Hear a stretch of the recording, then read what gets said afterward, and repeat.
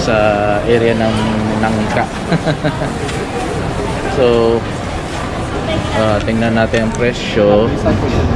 Jackfruit India 15 siya, mahal 30.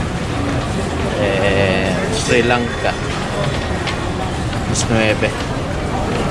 So ito po, aside from this, mayroon din silang nakakat na, ayan, 42. Ito, kalahati nito 42. Then meron din 31 Malaysia. So aside from that, meron nakapak. Ayan, ilang kilo kaya to? Bili na lang tayo ng kalahati, kasi pag tinimbang to buo, ayan, ewan ko lang kung magkano lahat.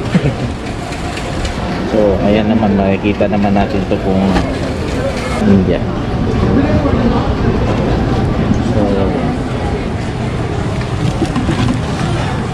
So Sri Lanka. So ayan, bibili natin to 42.96, almost 2 kilo, 3 kilo.